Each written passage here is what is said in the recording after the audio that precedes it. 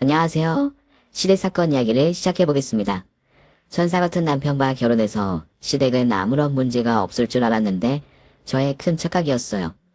시부모님은 재혼 부부였는데 시어머니와 남편이 한 핏줄이었고 시아버지와 아주버님이 한 핏줄이었어요. 그리고 성품은 핏줄끼리 닮아 있었습니다. 그래도 전 한 집에 사는 식구들이니 모두 남편의 성품과 비슷할 줄 알았는데 전혀 아니었답니다. 시어머니가 왜 시아버지와 재혼을 했는지 의구심이 들 정도로 완전히 다른 사람이었어요. 미안해라. 너희 집 형편이 안 좋다고 하는데 괜히 우리들한테 뭐 해달라고 하면 안 된다. 네? 전 아무것도 부탁드린 게 없는데요. 식사 중에 갑자기 무슨 뜻으로 그런 말씀을... 네가 없는 집 안에서 시집와서 하는 말이다. 원래 없는 사람들이 있는 사람들한테 뜯어가려고 하는 마음이 있는 게 보편적이잖냐? 아, 무슨 말씀인지 잘 모르겠지만 아버님께 피해가 되는 일은 벌이지 않을게요. 그래, 우리가 결혼 허락해주고 실혼집까지 멋들어진 곳에 마련해주었으니 그것으로 감사하게 생각하며 살아라. 네, 아버님, 걱정하지 마세요. 저희 엄마는 연금이란 제가 드리는 용돈을 받으시며 잘 지내시니까 특별히 목돈이 필요 없습니다. 그렇다면 다행이고 여하튼 내 충고를 잘 이해했길 바란다. 시아버지는 저와 남편이 신혼여행에서 돌아오자마자 이렇게 말씀하시며 돈에 있어서 문제가 없도록 하라며 쐐기를 박아두셨어요.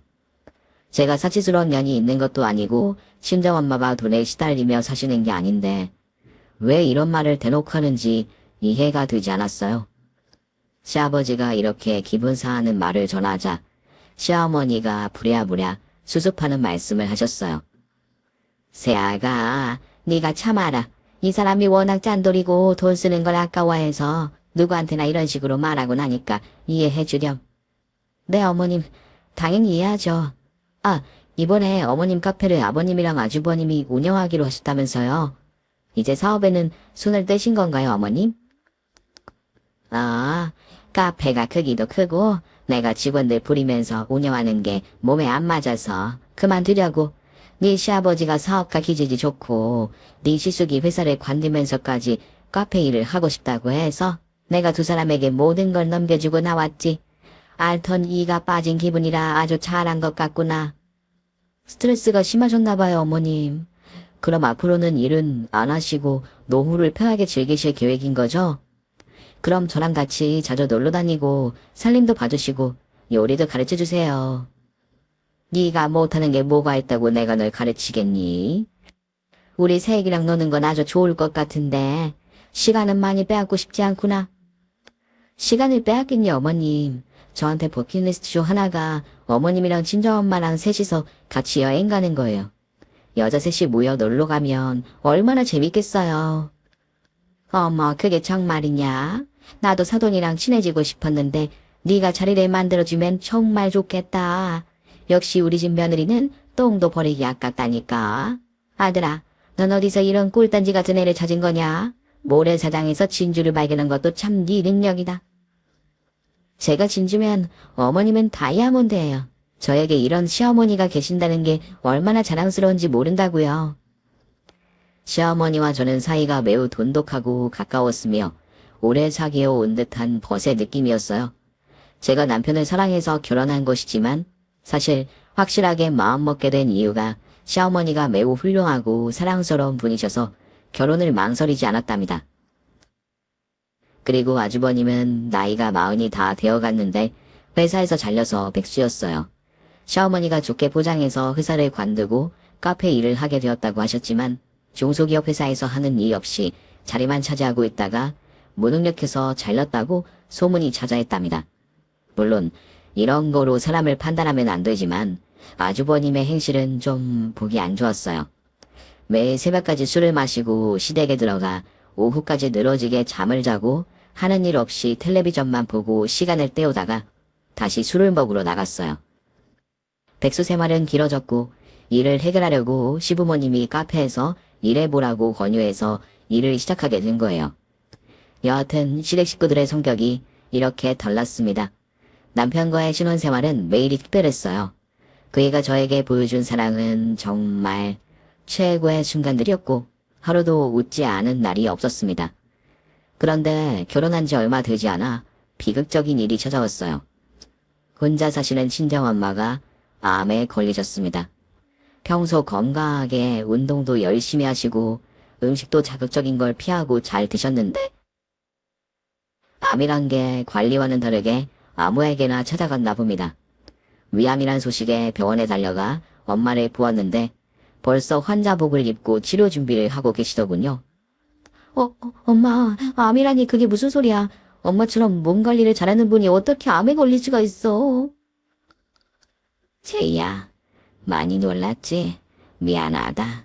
엄마가 네 신경 쓰이게 해서 정말 미안하다. 엄마 지금 내 걱정을 왜 해? 엄마가 아픈 것만 이야기해야지.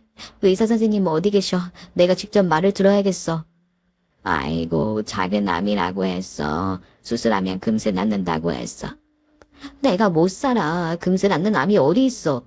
당장 의사 선생님 만나서 확실하게 들어야겠어. 엄마는 여기서 가만히 기다려? 저는 담당 의사 선생님을 찾아가서 엄마의 몸 상태를 물었습니다. 그러자 위암이 초기보다 조금 커진 얘기라며 위를 절제하는 수술을 하면 괜찮아질 거라고 하더군요. 저는 안심하지 않고 입원실에서 24시간을 엄마에게 모든 시간을 쏟았습니다. 조금만 불편해 보이면 간호사를 호출해서 봐달라고 했고 의사 선생님이 귀찮을 정도로 많이 찾아가서 꼭 낫게 해달라고 애원했습니다. 다행히 수술을 성공적으로 끝났고 입원 치료를 2달 정도 하시면서 몸을 회복하셨어요. 저희 엄마가 보험이 들어있었는데 저 모르게 작년에 해지를 하셨더라고요. 그래서 병원비를 모두 제가 부담을 했어요. 엄마는 이를 엄청 미안해하셨습니다. 제이야 미안하다. 엄마 때문에 돈을 많이 썼지. 보험료가 아까워서 해지한 게 어리석은 짓이었네. 미안해. 미안하다는 말 좀 그만해. 엄마, 지난 일은 말씀하지 마. 내가 신경을 더 썼더라면 엄마가 보험을 해지할 일은 없었을 거야. 딸이라는 게 이 모양이라서 정말 부끄럽고 미안해. 그러니까 지난 과거는 떠올리지 말자. 지금은 엄마 몸만 생각할 때야. 아이고, 이런 천사 같은 애가 내 딸이라니. 정말 하늘이 나에게 큰 선물을 줬구나. 널 키우면서 느꼈던 사랑과 행복은 이루 말할 수 없을 만큼 많아. 고마워, 채이야.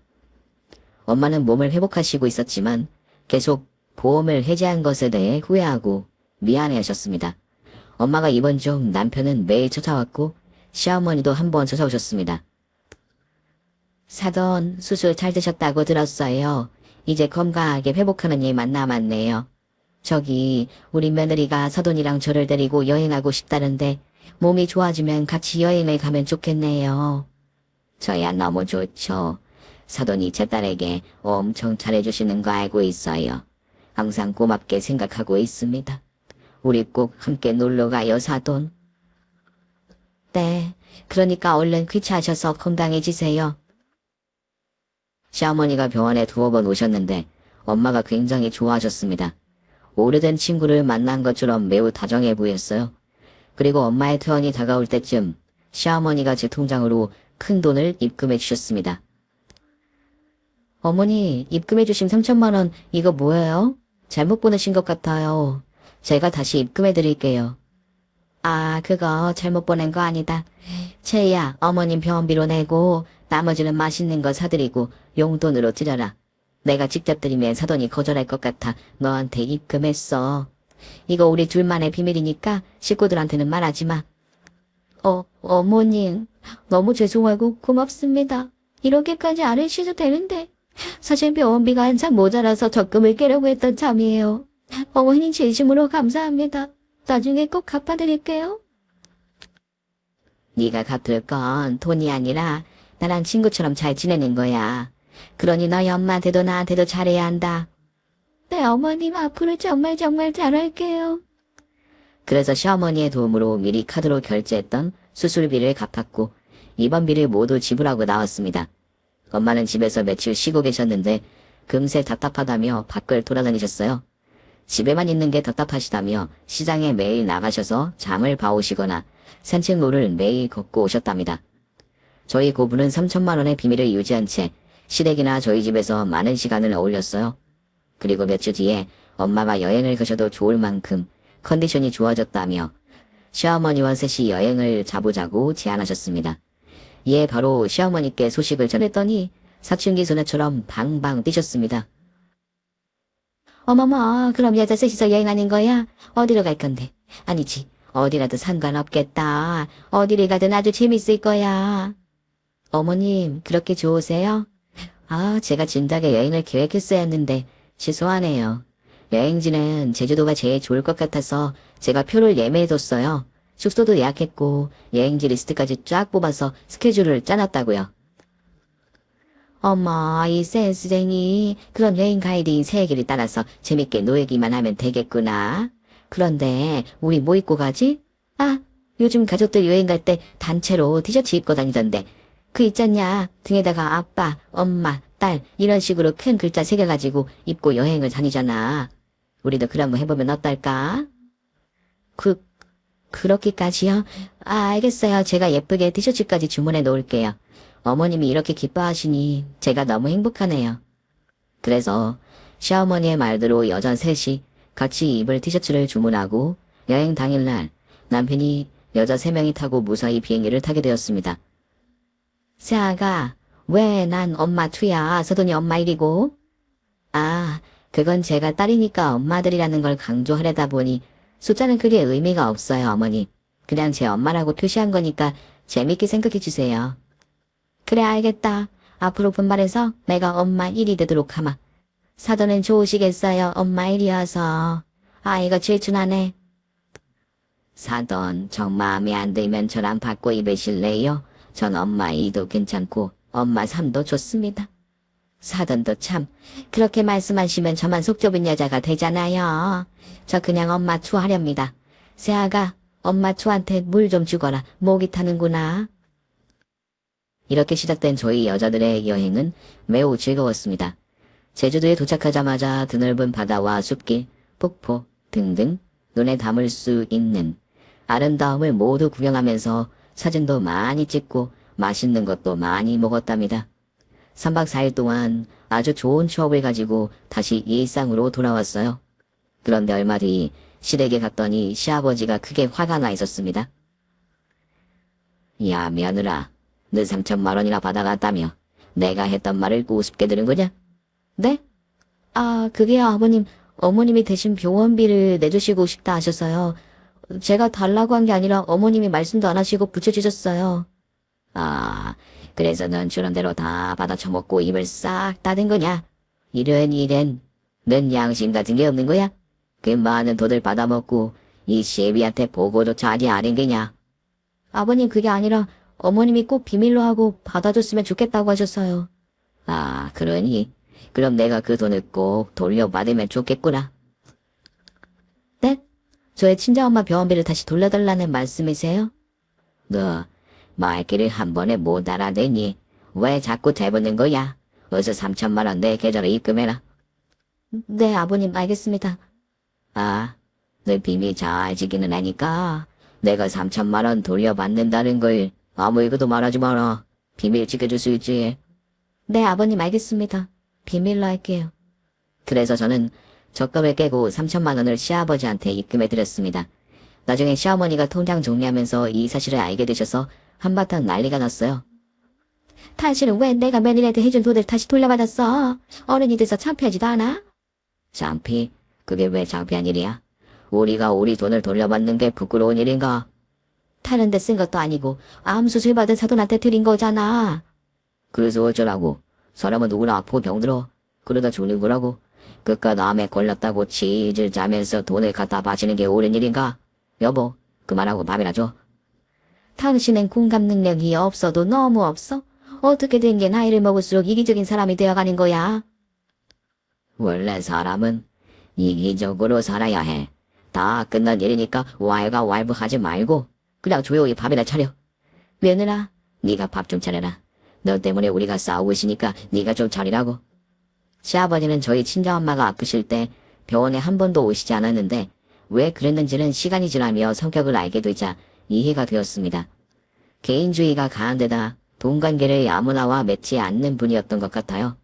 저와 남편은 결혼한 지 2년 가까이 되자 아이를 기획했습니다.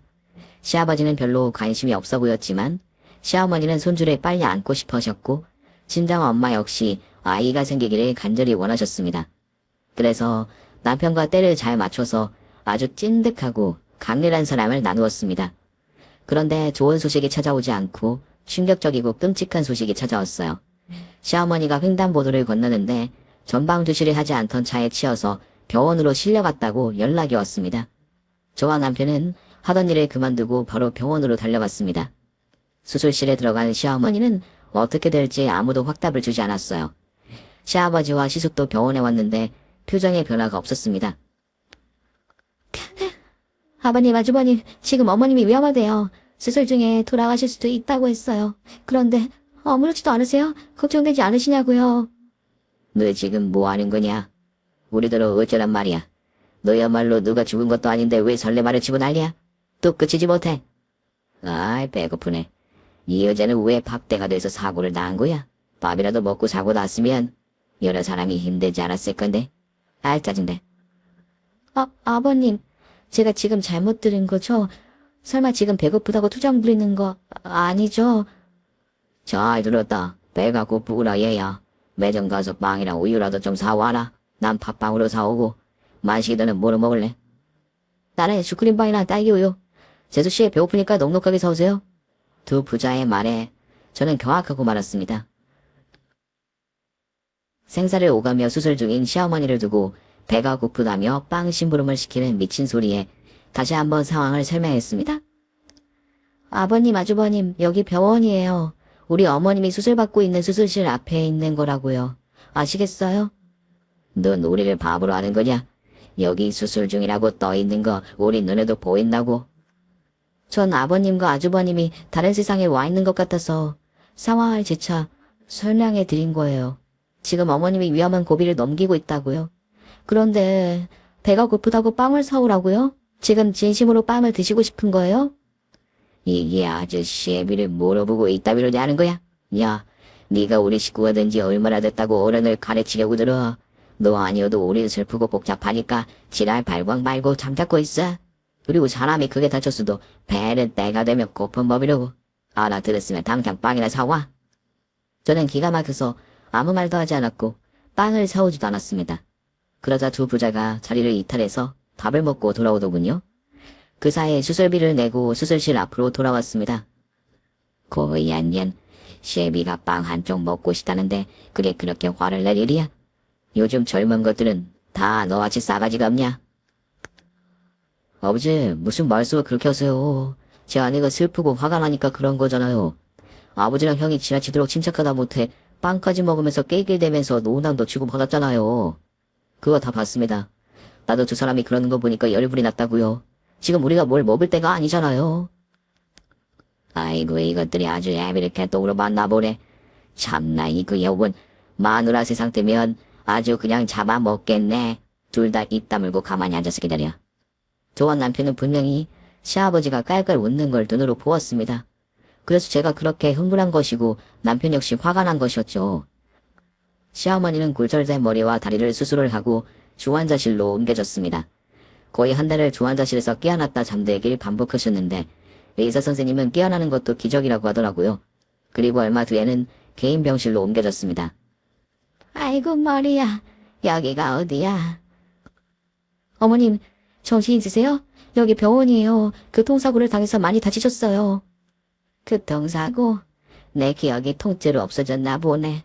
난 친구들 만나러 외출하러 가는 길이었는데 눈을 떠보니 여기구나. 그런데 병실이 왜 이렇게 어두운 거냐? 새아가 불 좀 켜라. 네 얼굴이 하나도 안 보여. 어머님, 정말 안타깝게도 어머님이 시력을 잃으셨대요. 뭐? 내가 앞을 못 보게 됐다고? 그럴 리가 없어. 세상이 나한테 이럴 수는 없다고. 내가 못되게 산 것도 아닌데 왜 이런 벌을 받아야 하는 거야. 당장 불 켜. 죄송해요, 어머님. 시어머니는 앞을 보지 못한다는 걸 알고는 흐느끼며 울었습니다. 울어도 앞이 보이질 않아. 정말 내 눈이 멀어버린 건가 봐. 그래, 내 두 다리는 왜 감각이 없는 거니? 움직이려고 해봐도 꼼짝을 안 하는 것 같아. 아, 언님, 사고 당시 척추뼈가 부러져서 걸으실 수 없답니다. 정말 죄송해요. 뭐야, 걷지도 못한다고? 앞도 못 보고 걷지 못하면 평생 누워서 어둠 속에 갇혀 살게 된다는 거야. 이런 개 같은 경우가 어디 있어. 날 이렇게 만든 놈은 어디 있냐. 난 그 놈을 똑같이 만들어주겠어. 어머님, 사고 차량에 타고 있던 운전자는 어머님을 사고 내고 차가 뒤집히면서 그 자리에서 숨졌어요. 날 이렇게 만든 놈이 세상을 떠났다고? 그럼 난 누구한테 책임지라고 해야 하냐? 아니지, 지금 내가 이럴 때가 아니다. 의사 좀 불러라. 내 눈이란 탈대 고치라고 해야겠어. 어서 불러와. 저는 눈물을 억지로 참아가며 죄송하다는 말만 연신했습니다. 제정신이 아닌 시어머니는 병실에서 끝없이 오열하고 소리를 질렀어요. 충격이 심하셨을 테니 이러는 게 아주 당연한 일이었죠. 남편과 제가 병실에 붙어 있으면서 시어머니의 화를 다 받아주며 보살펴 드렸어요. 지금은 감정이 분노뿐이었으니 무슨 말씀을 하시더라도 기분 나빠하지 않고 간병을 했답니다. 그리고 친정엄마한테도 사고 소식을 전해 병원에 찾아오셨습니다.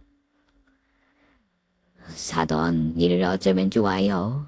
세상에 이런 일을 다 하다니 믿어지지 않습니다. 지금 볼랜드 부채질 하십니까? 아니요, 그럴 리가요. 전 사돈이 걱정돼서 찾아왔어요.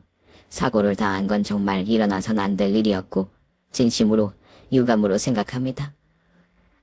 통장하려고 오셨다는 말로 들리네요. 아, 사돈은 암수술 받고 나으셔서 내 기분을 조금은 아시려나? 아니지, 사돈은 나을 수 있다는 희망이라도 있었겠지. 난 앞을 볼 수 없다는 진단을 받았고 두 다리로 걸을 수 없다는 결과를 들었다고요. 앞으로는 똥 마려운 것도 느끼지 못해서 기저귀를 차고 살아야 한다고요. 사돈 미안해요. 저 때문에 기분 상하셨다면 정말 죄송합니다. 저 때문에 불편하셨다면 그만 물러갈게요. 가긴 어딜 가요. 여기 와서 내 시중이나 들어요. 내가 사돈한테 해준 돈이 있는 거 알잖아요. 내가 돈 달라는 소리 안 할 테니 시녀 노릇이나 하면서 옆에 붙어 있어요. 아시겠어요? 네, 알겠습니다. 사돈이 절 필요로 하신다면 얼마든지 남아있겠습니다. 시어머니는 저뿐만 아니라 엄마한테도 심하게 막말을 하셨고 남편에게도 낳아주고 키워준 은혜를 알고 있으면 똑바로 모시라고 으름장을 놓았습니다. 사고 이후 머리를 크게 다치셔서 외상 후 스트레스 장애가 있어 전혀 다른 사람의 모습으로 행동했답니다. 그런데 시아버지와 아주버님께는 매우 살갑게 대하셨어요. 그 점이 참 이상했습니다. 여보, 당신 숨소리만 들어도 따가울 것 같네. 어디 갔다가 이제 온 거야? 내가 얼마나 당신을 기다렸는 줄 알아?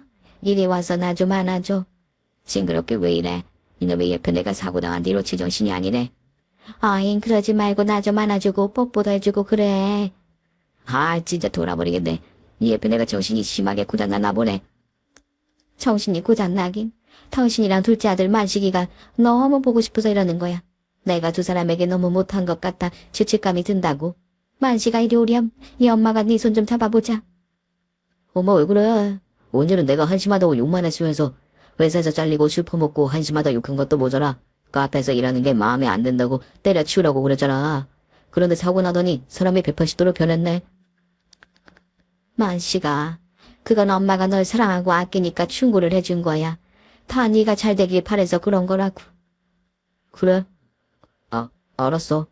엄마 이제라도 날 인정해주니까 고맙네. 내가 그동안 너에게 잘못해줘서 많이 미안하구나.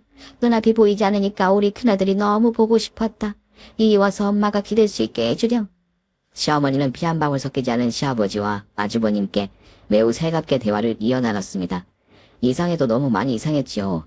시어머니가 두 부자와 할 말이 있다며 저와 남편 그리고 친정엄마를 밖으로 나가라고 했습니다.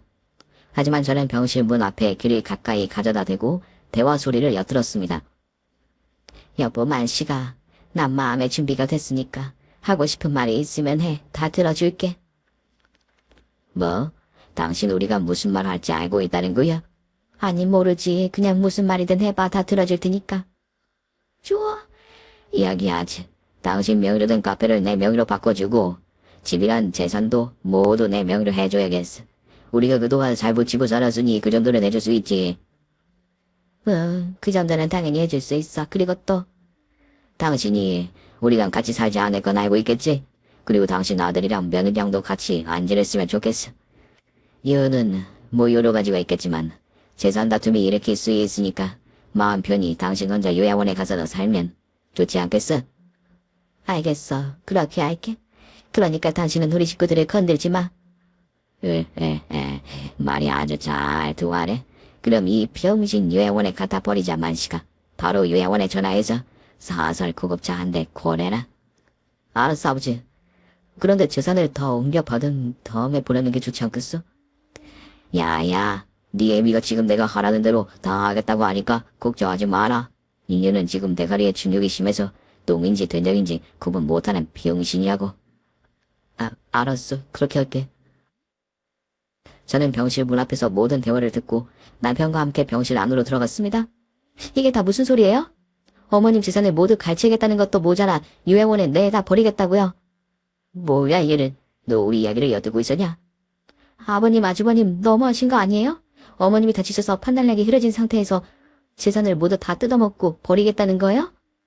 내가 두 사람을 가만둘 것 같아요? 안 그러면 어떻게 할 건데? 네 쉐미가 다 동의한 걸 못 들었냐? 여보, 당신이 말해봐. 앞으로 어떻게 할 건지 세세하게 알려줘. 그러자 시어머니는 저를 날카롭게 째려보셨습니다. 저 굴러 들어온 년이 어디 우리 식구들한테 큰 소리를 치고 지랄이야. 당장 나가지 못해? 어머님, 지금 이러시는 거 후회하실 거예요. 저 두 사람한테 어머님 재산을 다 넘겨준다니요. 아버님이랑 아주버님은 어머님이 불안정할 때 전 재산을 갈취하려는 거라고요.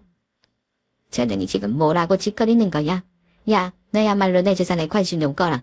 내가 저 년이랑 살게 되면 네 년이 내 돈을 다 빼앗아갈 거잖아. 네? 절대로 그런 일 없어요. 어머님 절 못 믿으시는 거예요? 못 믿는다 이년아. 어머, 제정신이 아니소요? 아버지랑 형한테 다 주고 요양원에 가겠다니요. 그런 일은 없을 거예요. 재산은 나중에 마음대로 하셔도 좋으니까 우리랑 집으로 가요. 저희가 모실게요. 싫다 이놈아. 네 놈이 내 마누라랑 날 잡아먹으려고 하는 거 모를 줄 아느냐? 엄마 제발 정신 좀 차리세요. 나야말로 정신 차리고 여기서 꺼져. 나랑 네 차랑 네 장모 모두 필요 없으니까 나가. 시어머니는 베개와 물통을 마구 집어 던지면서 저희에게 꺼지라며 당신 눈앞에는 나타나지 말라고 하셨습니다. 기복이 심한 건 이해하겠는데 시아버지와 시숙에게만 친절하게 대하는 게 너무 이상해서 수상한 뭔가를 밝혀야겠다는 생각을 했습니다. 아무튼 시어머니가 난리를 심하게 치고 있어서 일단 집으로 돌아갔어요. 남편은 어떻게 되는지 모르겠지만 시어머니가 하겠다는 대로 말을 들어주겠다며 재산이든 요양원이든 알아서 하게 내버려 두자고 했어요. 여보, 어머님한테 무슨 사정이 있어서 그런 거 아닐까? 뭐가? 엄마가 사정이 있어 보여? 내 눈에는 그냥 아버지랑 형이랑만 대화하고 싶어하는 거로 보이는데. 그리고 요양원에서 사시는 게 더 좋을 수도 있어. 거긴 전문가들이 돌봐주니까. 그리고 우리가 모시고 살면 당신이 뻔히 고생할 게 보이잖아.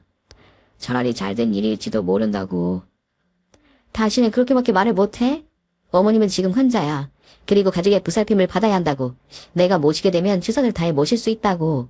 그리고 요양원에 전문가들만 있는 게 아니거든. 거칠고 막대하는 요양사도 널렸단 말이야. 그럼 나더러 어쩌라는 거야. 여보, 엄마 상태를 봤잖아. 우리가 모시고 오겠다고 하니까 재산 건들 생각 말고 꺼지려고 한 거 못 들었어? 엄마는 지금 아버지와 헤어지기 싫어서 저렇게 매달리는 거라고. 아 몰라. 다 잊어버리고 잠이나 잘래.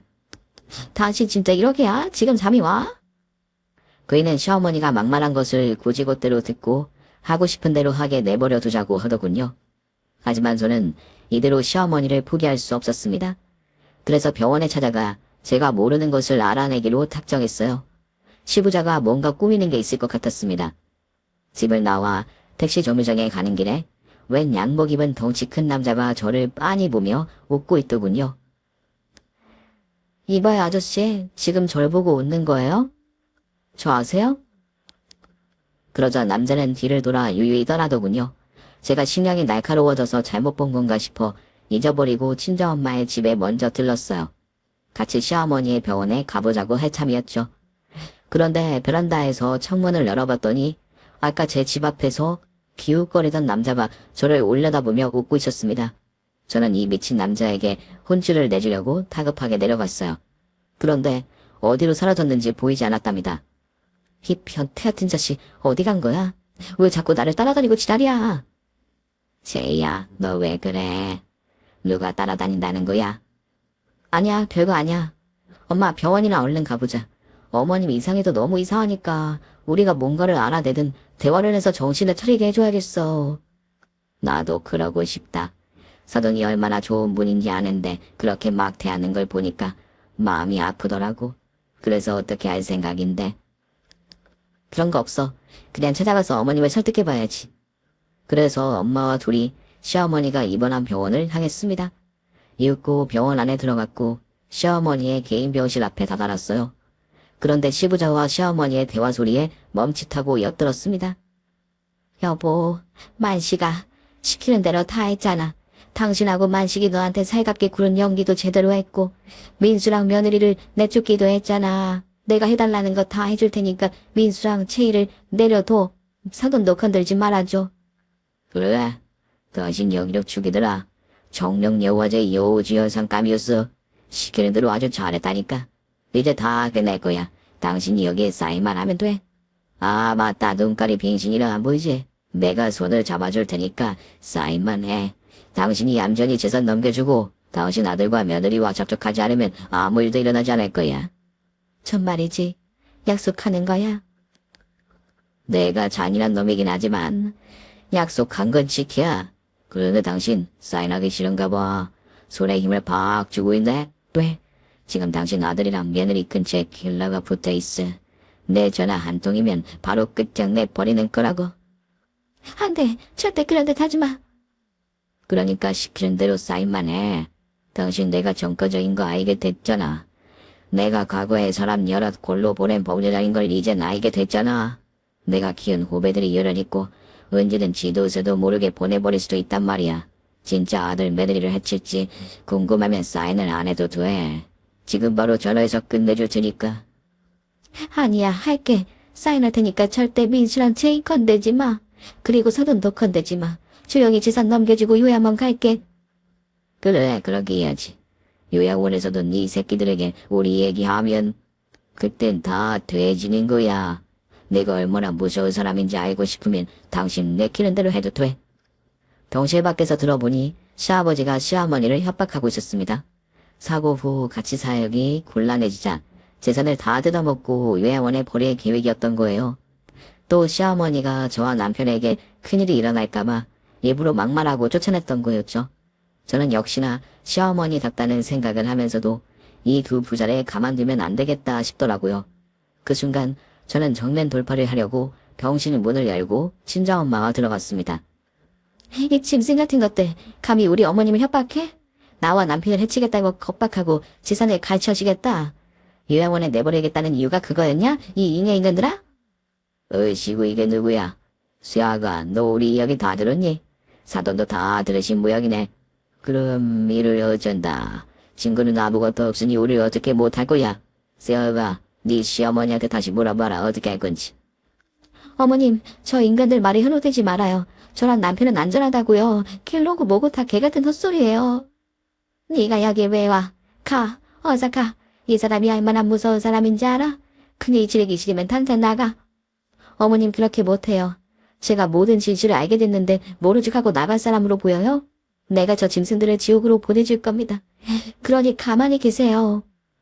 아이고 세아가 지금 방금 문자 한 통을 보냈다. 네 서방을 제거하라고. 지도새도 모르게 끝장낼 거야. 증거 하나 남기지 않고 말이야. 그게 정말이에요. 내 남편이 위험한 상황이에요? 살려주세요 아버님. 이라고 말할 줄 알았냐? 내가 먼저 남편한테 연락해뒀다. 경찰들 불러서 안전하게 있다고 했어. 곧 킬러인지 뭔지 아는 놈은 잡힐 거라고. 인연이 대가리가 잘 돌아가는 년이었네. 그래서 어쩔 거냐. 여기는 병원인데 네가 우리 부자를 어떻게 하겠다고 찾아온 거야. 시아버지의 말이 끝나자마자 친정엄마가 소화기를 집어던져 시아버지의 맞박에 명중시켰습니다. 순식간에 쓰러져서 의식을 잃었더군요. 이어서 제가 링거 스탠드를 잡고 시숙에게 휘둘렀습니다. 이야, 이 끼도씨가 너 키워준 분한테 이따위로 뒤통수를 쳐도 되는 거야? 네 애비가 그렇게 가르친다고 행실을 똑같이 해?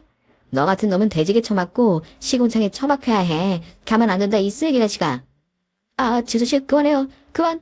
우리가 무슨 짓을 저지른 것도 아닌데 왜 그러세요? 아직 아무 짓도 안 했으니까 죄가 없다고요. 그래? 우리가 벌써 니들 대화를 녹음했거든? 그리고 방금 내 남편이 그 킬러라는 놈을 경찰에 넘겼다고 했어. 이제 다 밝혀질 거야. 너희 부자가 꾸민 짓들이. 아, 지수씨, 저는 아버지가 시키는 대로 했을 뿐이에요. 전 아무 죄가 없다고요. 죄가 왜 없어? 애비 말 듣고 부하짓 한 것도 죄고 어머니 숙석이며 살아온 것도 큰 죄야. 게다가 요양원에 내다 버리려고 준비한 것도 못 쓸 죄다 이 씨방새야. 제가 시숙을 실컷 내리찍고 있을 때 시아버지가 정신을 차리자 친정엄마가 다시 소화기로 막박을 내리찍어버렸답니다. 결국 시부자는 병실 안에서 의식을 잃고 말았습니다. 어머님, 이제 다 끝났어요. 이제 곧 경찰이 올 겁니다. 아가 왜 그랬니? 이 인간은 진짜 무서운 인간이야. 감옥에 가도 우리 가만두지 않을 거라고. 어머님이 겁에 질린 것 같으신데 이것들 별것도 아니에요. 킬러 출신이라는 놈이 저희 엄마한테 한 대 맞고 기절한 거 보시면 모르겠어요? 그리고 아무리 무서워도 어머님을 버리진 않을 겁니다. 미안하구나, 세아가. 내가 생각이 짧았어. 이 인간들이 시키는 대로 하지 않으면 너와 아들을 해치고 사돈을 나랑 똑같이 앞을 못 보게 만든다고 협박했어. 자기가 과거에 저지른 악행들을 읊어주면서 협박했다고. 그래서 난 최선이라 생각하고 너와 사돈에게 막말을 하고 떠나보내려고 한 거야. 어머님, 사과 안 하셔도 돼요. 다 끝났으니까 안심하세요. 사돈, 안심하세요. 제가 사돈 옆에서 지켜드릴 테니 괜히 겁먹지 마세요. 식구들이 똘똘 뭉쳐서 지내면 아무 일도 없을 거예요. 아시겠어요? 사돈, 미안합니다. 앞이 안 보이고 걷지 못하는 년이라 누구에게도 폐를 끼치고 싶지 않았어요. 그래서 요양원에 들어가야겠다는 건 진심이었어요. 멀쩡한 가족을 두고 왜 요양원에 들어갑니까? 사돈, 애들이 모시고 살든 내가 데리고 살든 할 테니까 그런 말씀하지 마세요. 저와 엄마는 시어머니가 왜 그렇게 난리를 치며 쫓아내려고 한지 알게 되었고 오해를 풀었습니다. 그러자 형사들이 병실 안으로 들어와 두 부자를 체포했습니다. 킬러인지 뭔지 아는 놈은 조선족이었는데 경찰에 붙잡히자마자 바로 실토했답니다. 돈을 받고 사람 해칠 준비를 하고 있었다며 술술 불어서 청구한 시아버지와 시숙을 바로 체포하는 것으로 끝이 났어요. 잠시 후 남편이 병실에 들어왔는데 두 주먹이 퉁퉁 부은 데다 빨간 피가 묻어 있었습니다. 조선족 킬러에게 주먹질을 하도 많이 해서 그렇게 됐다고 하더라고요. 엄마, 별것도 아닌 찌질이를 보내서 쉽게 잡았어요. 봐봐, 하나도 위험하지 않으니까 안심하세요. 내가 죄인 같다. 나 하나 때문에 온 식구가 이렇게 위험을 무릅쓰고 있으니 염치가 없다고. 그런 말이 어디 있어요. 이제부터는 우리가 엄마의 두 눈이 되어줄 것이고 두 다리가 되어줄 겁니다. 그러니까 따로 요양원에 가겠다느니 혼자 집에서 살겠다는 말씀은 하지 마세요. 아셨죠? 시어머니는 두 손을 더듬거리며 저와 남편의 손을 잡아주셨고 보이지 않는 눈으로 저희 두 사람의 얼굴을 예쁘게 바라봐 주셨습니다. 시부자는 구속된 채 조사를 받게 되었고 청부한 사실이 탄로나서 감옥 생활을 오래 하게 되었습니다. 시부는 알고 보니 전과 칠범이었는데 누군가를 해친 킬러가 아니라 절도와 사기로 깜빵을 들락거렸더라고요. 시어머니와 재혼해서 마음 닫고 살았던 것은 사실이었는데 어머님이 두 눈을 잃고 걷지 못하는 장애인이 되자 한탕 크게 뜯어먹고 시숙과 둘이 해외로 뜰 계획이었다네요. 여하튼 두 인간은 감옥으로 가는 것으로 끝이 났고 시어머니가 이혼 소송을 해서 시부가 가지고 있던 재산을 모두 위자료로 받아내셨어요. 그렇게 시부자의 사건은 해결이 되었고 시어머니는 저희 집에서 같이 지내게 되셨습니다. 어머님, 우리 이번에 또 여행 갈까요? 여행? 나야 좋지. 지난번처럼 여자 셋이 가는 거야. 엄마, 이번에도 날 빼고 가시려고요? 그러지 말고 나도 끼워줘요. 여행 갈 때 운전기사랑 짐꾼이 필요한 거 아니에요? 아, 맞다. 나한테 아들이 있었지. 미안하다. 며느리랑 붙어 지내다 보니까 아들을 자꾸 까먹고 있다. 그럼 너도 같이 여행 가자. 세아가 그래도 괜찮겠지. 네? 아, 여자들끼리 가야 더 재밌을 텐데. 그래도 제 남편이니까 데려가서 놀아주죠. 당신 너무한 거 아니야? 누가 보면 나랑 부부가 아니라 엄마랑 부부인 줄 알겠다고. 아, 맞다. 너희들 부부였지? 그럼 질문 하나 하자. 너희 둘은 언제 손주를 가지려는 거냐? 왜 아직도 소식이 없는 거야? 어머님도 참 하늘을 봐야 별을 따져. 요즘 계속 어머님이랑 같이 잔 거 모르세요? 아이고, 내가 죄인이네. 안 되겠다. 오늘부터는 나 혼자 잘 테니 너희들 합방해라. 그리고 텔레비전 소리 크게 키워놓고 잘 테니 실컷 사랑해라. 알겠냐? 아, 어머니 민망해요. 뭐가 민망해? 엄마가 시키는 대로 바로 시작하자. 어서 방으로 들어가자고. 저희 식구들은 이렇게 재밌게 알콩달콩 살고 있습니다. 특별한 것 없는 평범한 인생으로 말이죠. 혹시 사고로 인해 가족들의 심경 변화가 크게 있으셨거나 보험금이나 재산을 다 빼앗아 가려는 적자들을 겪으셨다면 저의 사연으로 위로가 되었으면 좋겠네요. 세상에 사람이 가장 무서우니 항상 조심하면서 지내시길 바랍니다. 저는 여기서 그만 물러갈게요. 여러분의 앞날을 응원하겠습니다. 감사합니다. 오늘 준비한 사연은 여기까지입니다. 재미있게 들으셨다면 구독과 좋아요, 알림 설정까지 눌러주세요. 그럼 저는 다음 사연으로 찾아뵐게요. 오늘도 건강하고 행복하세요.